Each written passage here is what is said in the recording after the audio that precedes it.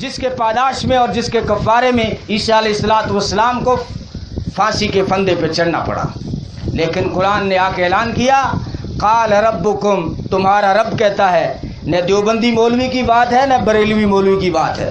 قال ربکم، تمہارا رب خود کہتا ہے ادعونی، مجھے پکارو تو صحیح، استجب لکم، میں ڈائریکٹ سنتا ہوں، میں تمہاری ڈائریکٹ سنتا ہوں. کس نے تمہیں دھوکہ دے دیا کہ وہ تمہاری ڈائریکٹ نہیں سنتا؟ وہ تو چونٹی کی بھی سنتا ہے. وہ دیکھیے سلیمان علیہ السلام کا لشکر جا رہا ہے، اللہ نے جبریل امین کو بھگایا اور کہا نبی جی اپنا لشکر روک لیجئے. کیوں؟ کہ سامنے چونٹیوں کا لشکر ہے. چونٹیوں کی سردار نے التجا کی ہے کہ میرے لشکر کی حفاظت فرما، میں اس کی سن چکا ہوں. نبی تیری شان و شوکت الگ ہے لیکن میں چھوٹی حقیر چونٹی کی بھی سنتا ہوں. نبی کے لشکر کو روک دیا چونٹی کے خاطر. وہ دیکھیے موسیٰ علیہ السلام جنگل میں جا رہے، جانور بھی ساتھ، بچے بھی ساتھ، عورتیں بھی ساتھ. اللہ نے پوچھا میرے کلیم کدھر کو نکلے ہو؟ کہا کئی دن ہو گئے بارش نہیں ہو رہی. آج میں جانوروں کو، بچوں کو، عورتوں کو، بیماروں کو، بوڑھوں کو، سب کو جنگل لے جا کر بارش کی دعا مانگوں گا، شاید تجھے رحم آئے.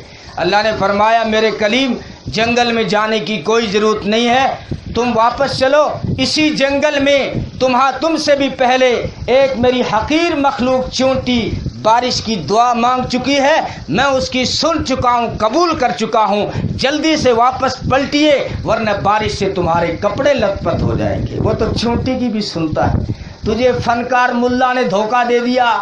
پہلے تو ہمیں بکرا دے، نذرانہ دے، ماتھا ٹیک، تاملور والے بابا کی پوجا کر، قاسم فقیر کے در پہ سوموار کو بکرا لگا، اور پھر سیلاؤ چلا جا، پھر ادھر چلا جا، پھر بابوں کو خوش کر، پھر تمہاری سنے گا. یہ دھوکہ دیا مولوی نے. لیکن قرآن کہتا ہے قال ربکم، تمہارا رب کہتا ہے ادعونی، مجھے پکارو تو صحیح.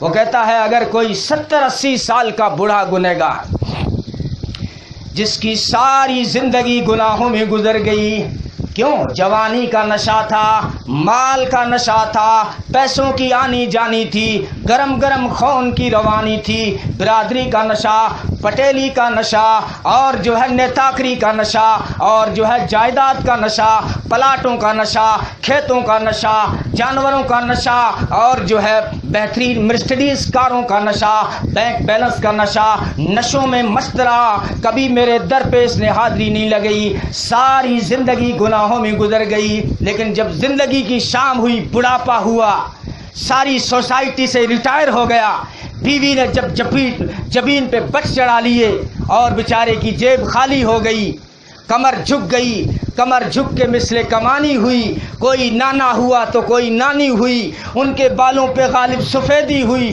کوئی دادا ہوا تو کوئی دادی ہوئی. ادھر جغرافیہ بدلا، ادھر تاریخ بھی بدلی، نہ ان کی ہسٹری باقی رہی نہ میری مسٹری باقی رہی. اب یہ بوڑھا کہاں جائے گا؟ نہ تو گڈرا جا سکتا ہے، نہ گاگریا جا سکتا ہے، نہ کہیں اور جا سکتا ہے. اب یہ لڑکتا ہوا مسجد میں آتا ہے. اللہ فرماتے ہیں 70-80 سال کا بوڑھا گنہگار جب میرے در پہ آتا ہے، ہاتھ اٹھاتا ہے، اس کے سفید بال دیکھ کر اس کی توبہ کو لوٹاتے ہوئے میری رحمت کو حیا آ جاتی ہے.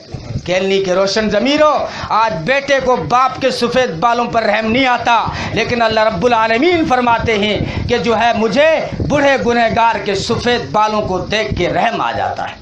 تو مایوسی سے انسان کو نکالا. اور 5واں احسان یہ کیا کہ نبی پاک صلی اللہ علیہ وسلم نے کہ انسانیت کو دین اور دنیا کی وحدت کا پیغام دیا. انسانوں نے دین اور دنیا کو تقسیم کر دیا تھا، الگ الگ کر دیا تھا. بالکل کلیسا میں دین تھا تو قصر شاہی میں دنیا تھی، گرجا میں دین تھا تو بازار اور منڈی میں دنیا تھی، گیان دھیان دین تھا تو دکان مکان دنیا تھی. اگر ایک سے رسم و راہ قاعدہ کرنی ہو تو دوسرے سے قطع تعلق ضروری تھا. لیکن نبی پاک صلی اللہ علیہ وسلم نے آ کر اعلان کیا اے انسانوں، تمہاری ساری زندگی عبادت ہے، ساری دھرتی مصلی ہے. تمہاری ساری زندگی عبادت ہے اور ساری دھرتی مصلی ہے. اس پہ حلال کماؤ تو وہ بھی عبادت ہے، اس پہ تجارت کرو وہ بھی عبادت ہے. ماں باپ کو مسکرا کے دیکھو، حج عمرے کا ثواب ہے. بیوی کو مسکرا کے دیکھو، صدقے کا ثواب ہے. بیمار کی عیادت کرو، یہ بھی عبادت ہے. اور سیاست کرو یہ بھی عبادت ہے، پنچایت کے فیصلے کرو یہ بھی عبادت ہے۔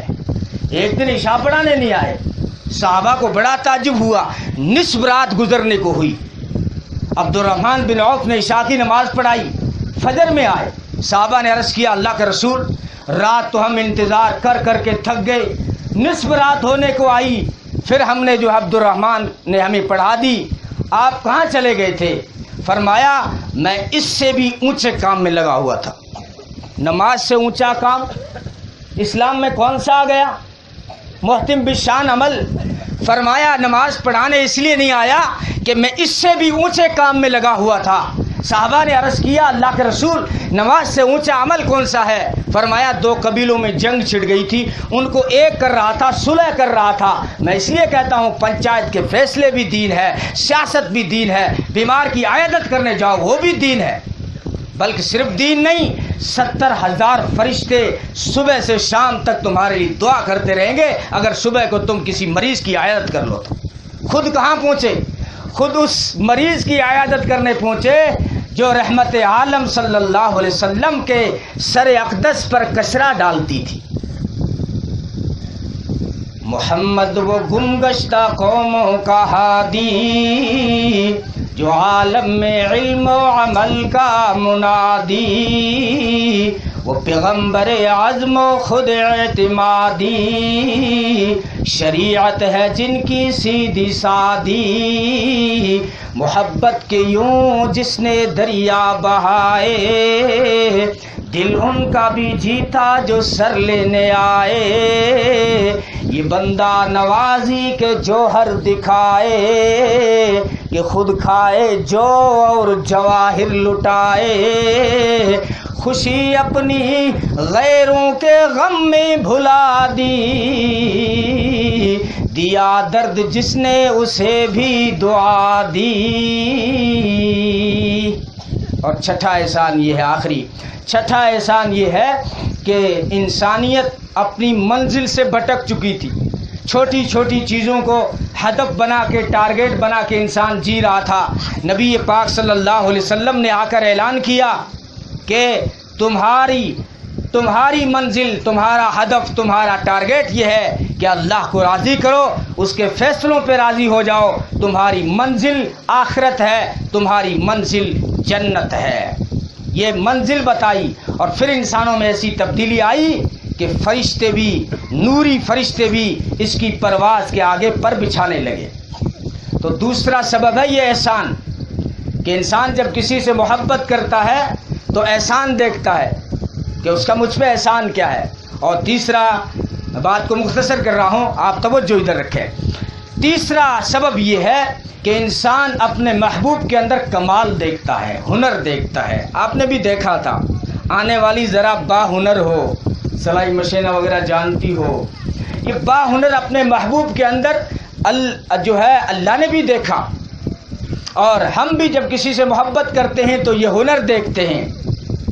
تو یہ کمال جو ہے، یہ کمال ہمارے نبی کے اندر بدرجہ اتمام موجود ہے۔ مولانا قاسم العلوم والخیرات نے فرمایا سارے جہاں کے کمالات ایک تجھ میں ہیں، سارے جہاں کے کمالات ایک تجھ میں ہیں، یعنی جس کو بھی جو ملا وہ سب کچھ تجھے ملا۔ یہ مولانا اپنی طرف سے نہیں کہہ رہے ہیں، یہ آواز تو اس دن آئی تھی جس دن آمنہ کے آنگن میں تشریف لائے تھے۔ حضرت شفا عبد الرحمن بن عوف کی والدہ فرماتی ہیں کہ جو ہے جس وقت نبی پاک صلی اللہ علیہ وسلم اس دنیا میں تشریف لائے، حضرت آمنہ بھی فرماتی ہیں کہ میرے کمرے میں بادل آیا، ایک بدلی آئی جس میں ستارے لگے ہوئے تھے۔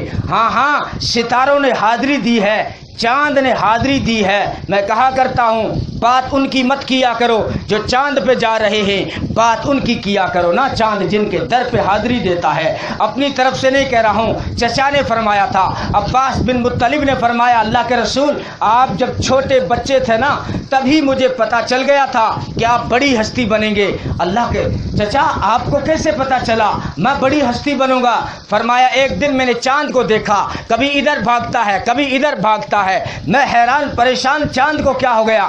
यकायक मेरी निगाह पड़ी आमीना के आंगन पर, आमीना के आंगन में सोए हुए बच्चे पर, और वो बच्चे आप थे। आप खेलते हुए हाथ को यूं करते, चांद लपक के इधर आ जाता। आप खेलते हुए हाथ को इधर करते, चांद लपक के इधर आ जाता। नबी ने फरमाया, हाँ चचा जान, चांद मुझे लोरियां देता था, रोने नहीं देता था। हलीमा फरमाती हैं, मैं दूध पिलाने के ज़माने में मेरे आका को झूले में सिलाकर अपने काम काज में लग जाती। झूला अपने आप झूलता रहता था। उलमा ने लिखा है, झूला अपने आप नहीं झूलता था, खुदा के फरिश्ते आकर झूला झूलते थे। तो सितारों ने हाज़री दी तो बादल के अंदर से आवाज़ आई, वो आवाज़ जो मौलाना कासिमुल उलूम फरमा रहे हैं। फरमाया, इस बच्चे को आदम के अखलाक दो, शीश की मारिफत दो, नूह की शुजाअत दो, सालेह की फसाहत दो, लूत की हिकमत दो, दानियाल की मोहब्बत दो, इलियास का वक़ार दो, यूशा का जिहाद दो, मूसा की शिद्दत दो, याकूब की बसारत दो, इब्राहीम की दोस्ती दो, इस्माइल की कुर्बानी दो, यूसुफ का हुस्न जमाल दो, ईसा का ज़ुहद दो।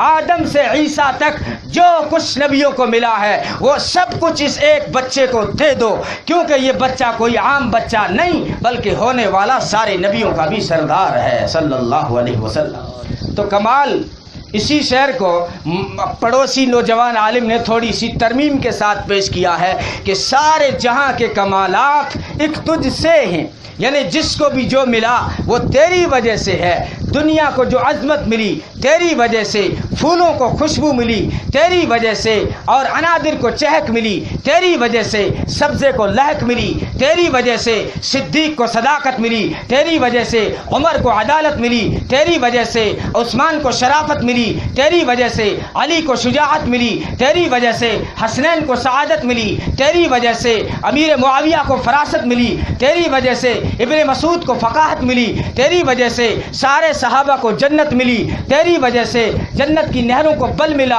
तेरी वजह से, जन्नत को सजावट मिली तेरी वजह से, उसके दरख्तों को फल मिला तेरी वजह से, फल को हलावत मिली तेरी वजह से, सितारों को चमक मिली तेरी वजह से, अनादिर को चहक मिली तेरी वजह से, सब्ज़े को लहक मिली तेरी वजह से, मोतियों को दमक मिली तेरी वजह से, आसमान को इस्तिकामत मिली तेरी वजह से, काबे को अजमत मिली तेरी वजह से, धरती को राहत मिली तेरी वजह से, केलनी की मस्जिद के मीनारों को रफत मिली तेरी वजह से। सारे जहां के कमालात एक तुझ से हैं। तो कमालात का भी मजमुआ है। कमाल खल्लाक है ज़ात उसकी, जमाल हस्ती हयात उसकी, बशर नहीं अज़मत बशर है, मेरा पैगंबर अजीम तर है, वो इल्म की और अमल की हद भी, अज़ल भी उसका और अबद भी, वो हर ज़माने का रहबर है, मेरा पैगंबर अजीम तर है, वो आदम और नूह से भी ज़्यादा बुलंद हिम्मत बुलंद इरादा,